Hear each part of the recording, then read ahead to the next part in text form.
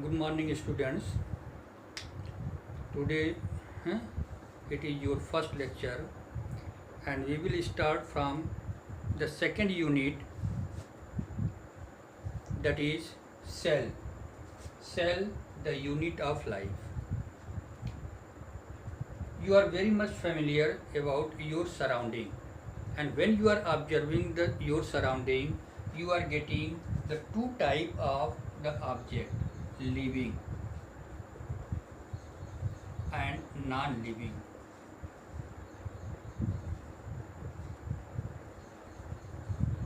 Now, when you are thinking about living and non-living, then a question can arise in your mind.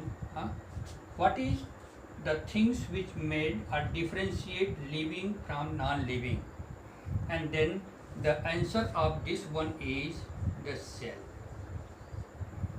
Means the cell is the basic unit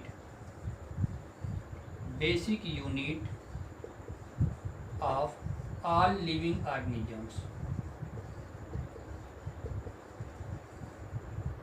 All living things.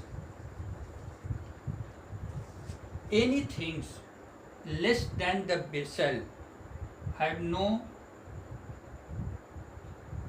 life. Means you can say that any type of the object or things which is less than a cell, a complete cell, that one is non-living. The all organisms, they are composed of the cell. Some organisms, they are made up of single cell. They are called as unicellular organism. Unicellular organism means body organization containing only one cell. On other hand, in which we also belonging, they are multicellular. We are multicellular. Multicellular means containing the number of cells. So organisms, on the basis of the body organization, how many cells are present, they are classified as unicellular organism and multicellular organism. Unicellular organisms are capable of performing all the life activity by a single cell.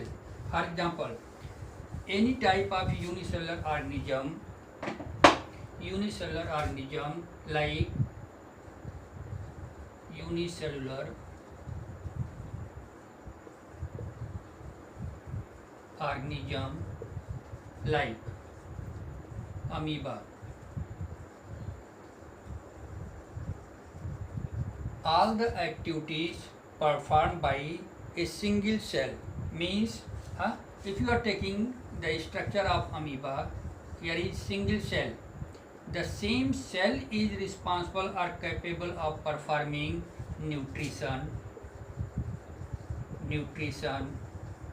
respiration,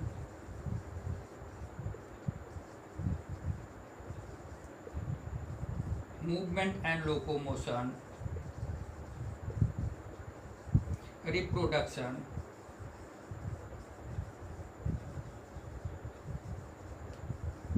Means unicellular organisms, they are capable to perform all these activities by a single cell. But in case of multicellular organism, these functions, they are performed by the specialized cells and tissues.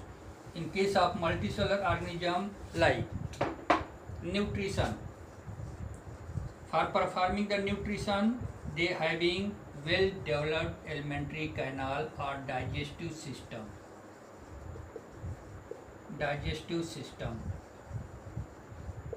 For the process of respiration, they having respiratory system.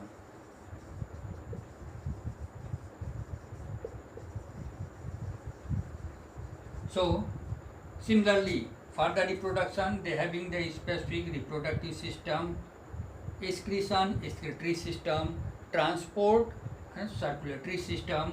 So all the different functions they are performed by the different specialized cells, tissue, organ and organ systems. Now, the cell theory.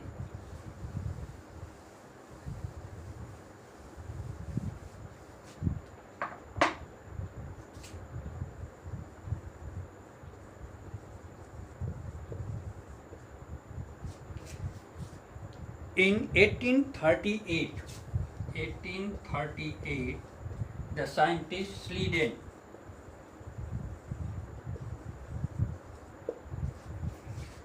he was the German botanist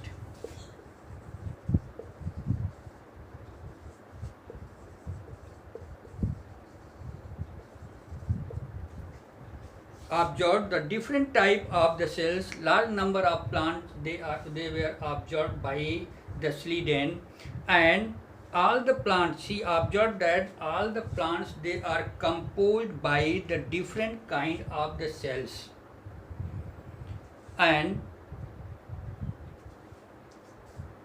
all plants are composed of different type of cells and tissues. At the same time, in 1839, another scientist is Schwann.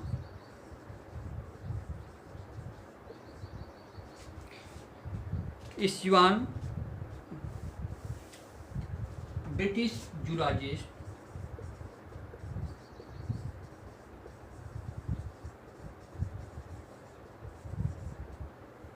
observed the different type of the animal cells, and he observed that the animal cells they are surrounded by the outermost membrane that is called plasma membrane.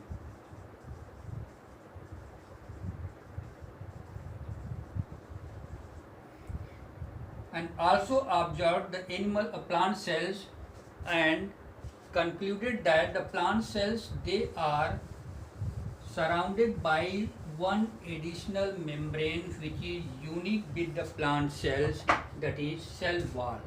Means plant cell, beside this cell membrane, plant cell additionally protected by a rigid membranous structure that is called cell wall. Below the cell wall, that is the cell membrane. This cell membrane or plasma membrane is outermost boundary in case of animal cell. On the basis of this, Schwann proposed the Schleiden and Schwann proposed the cell theory. Rudolf Virchow added the concept in 1855. Rudolf Virchow added that is, the cells originate from pre-existing cells. Cells originate from pre-existing cells.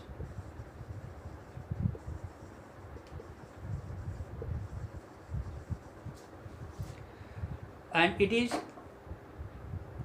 pre-existing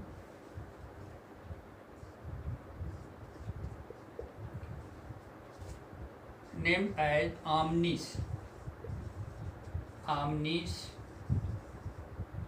cellula.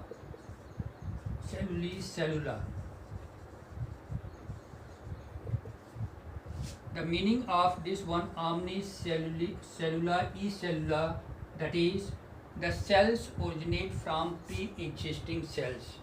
So, including this concept of the Rudolf Virchow, Schleiden is one, and you can also include the Rudolf Virchow proposed the cell theory. Now, concept or postulates of cell theory.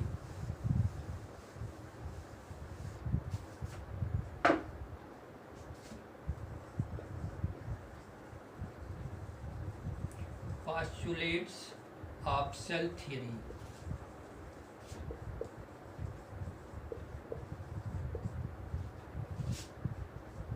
The first one is all living organisms are composed of the cells are product of cells. All living organisms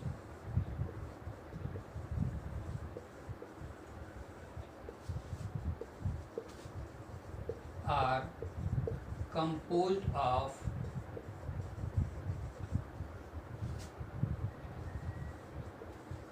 cells are product of cells.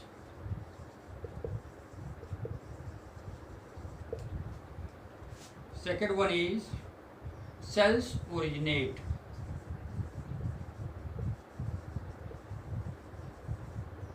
from pre-existing cells.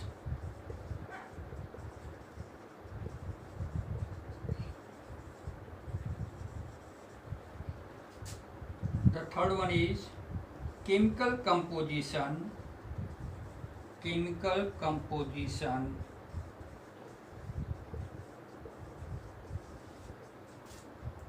of all the cells are same. Whether it is plant cell, animal cell, bacterial cell, the chemical composition of all the cells are the same, and you will find in the next lesson biomolecules, there you will find whether it is plant cell, animal cell, bacteria, viruses having the same type of biomolecules. Now, an overview of a cell.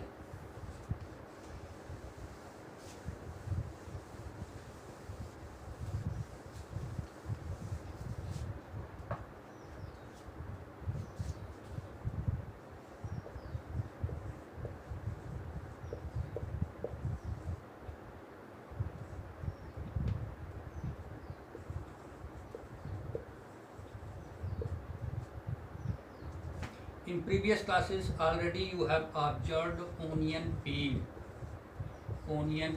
slide in 9th class, or human cheek cell,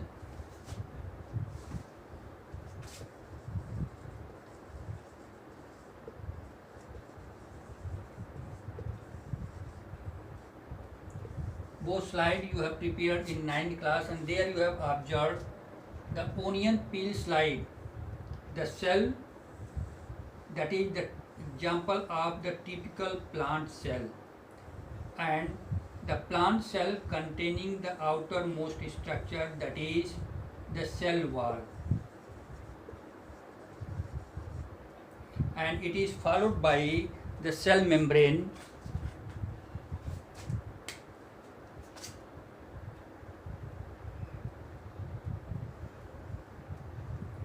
then nucleus and other type of the cell organelles. So this one is cell membrane,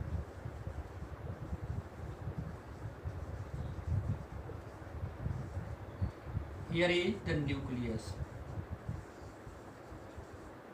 Inside the nucleus the thread-like structure is present, that is called chromatin network.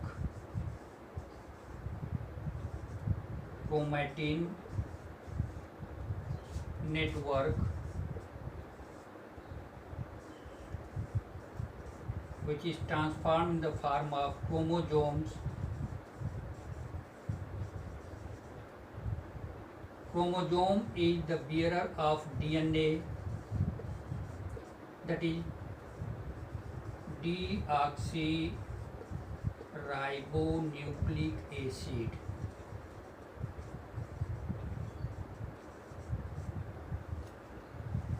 DNA, huh? Deoxyribonucleic acid, it is the hereditary material and responsible for the inheritance of characters from parents to offspring. On the other hand, when you are taking the human chick cell, the cell wall is not present. The outermost boundary is the cell membrane. Besides this, in plant cell or animal cell, whatever the other membrane bounded structure present, like membrane bounded structure, later on we will take what is this. This one is mitochondria, lysosomes, endoplasmic reticulum. These are the membrane bounded structures and commonly they are included in cell organelle. Cell organelles. So all the membrane bounded structures present inside the cell, that is called cell organelles. Here the cell, on the basis of presence or absence of this nucleus, they are classified into two categories, that is prokaryotic and eukaryotic. Means on the basis of presence or absence of nucleus, the cells are either prokaryotic or eukaryotic. In eukaryotic, they having the definite nucleus.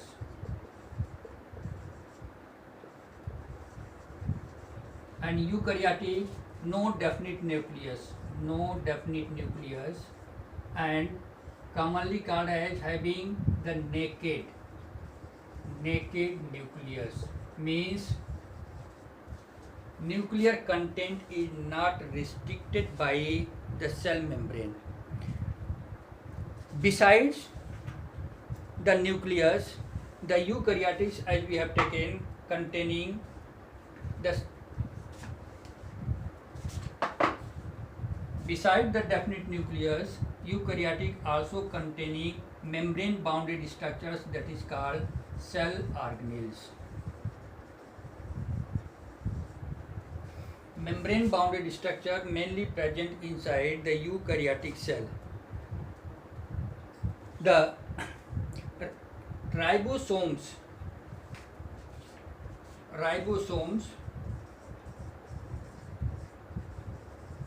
it is non-membrane bounded cell organelle. Non-membrane bounded cell organelle present in both type of the cell, whether it is eukaryotic or prokaryotic. So ribosomes present in both type of the cell, prokaryotic as well as eukaryotic.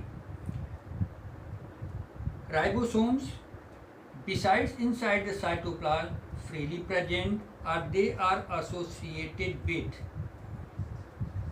mitochondria,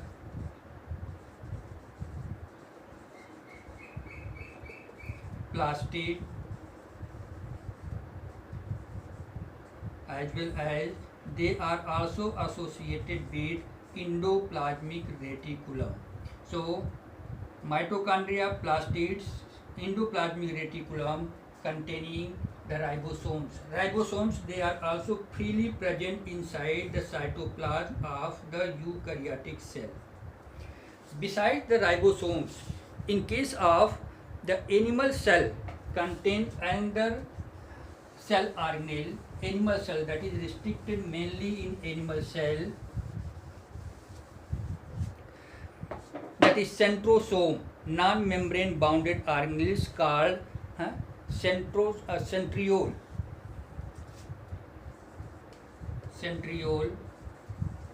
It is non-membrane bounded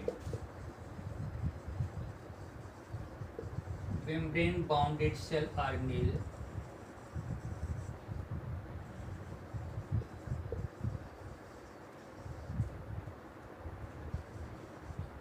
Present mainly in case of animal cell. And centriole plays significant role at the time of cell division.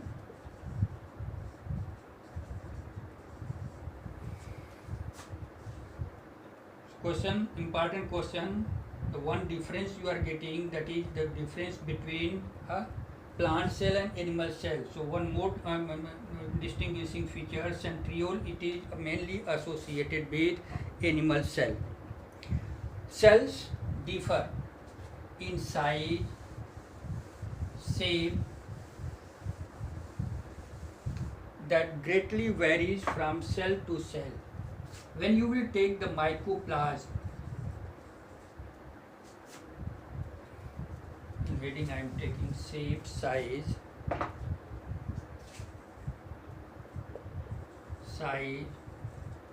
shape of cells. So both the shape as well as size, that varies greatly from cell to cell. For example, mycoplasm, it is the type of prokaryotic cell. The size of this measuring mainly 0.3 micromicron. And when you are taking the example of bacteria, that is 3 to 5 micron. And if you are taking the example of ostrich egg, this one is the largest cell, and the size of this one is near about more than 7 some centimeter. So the largest known cell is ostrich egg. Bacteria is 3 to 5 micrometer, and the mycoplasm. Here example you can take the smallest microplasm or microorganisms are PPLO, that is Pneumonia like organism.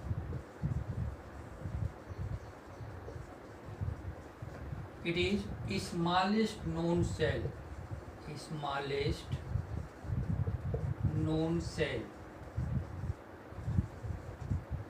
Largest cell is ostrich egg. Longest cell, the nerve cells. It is the longest cell in animal.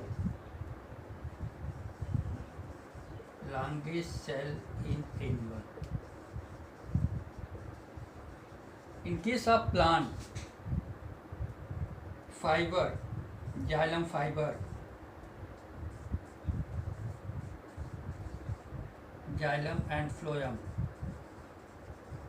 fibers, they are the longest cells in animals, longest cell in plants.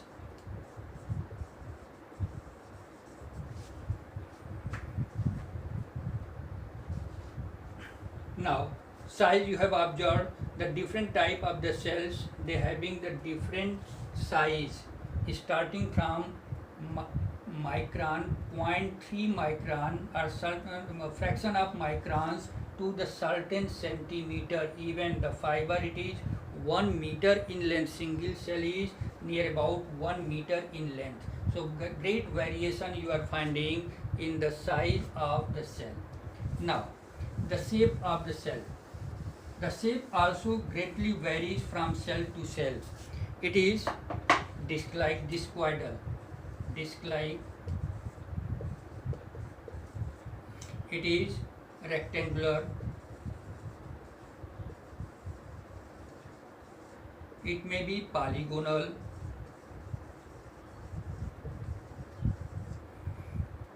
It may be branched. It may be irregular.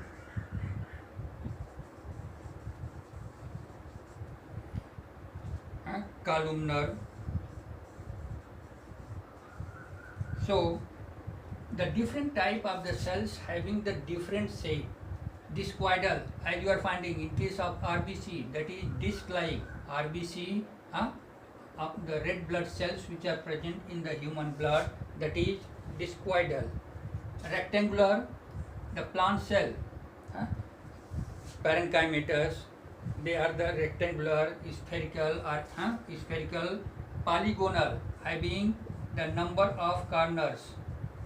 As in case of the plant cell, branched, as you are finding, already you have completed the nerve cells. Here you are finding the nerve cells. It is branch type, containing the number of dendrites, dendron, cell body, axon. This one is branch type. Irregular, as you are finding in case of WBC, in case of amoeba, they having irregular shape. Columnar, when you will study the tissue, there you will find the intestinal wall, inner lining containing the cells which are arranged like the pillars in the column. So it is columnar cells. So you are finding the cells having no any fixed shape. The shape of the cells, it is mainly determined by what functions the cells are performing. Means the shape of the cell depending upon the type of functions performed by the cells.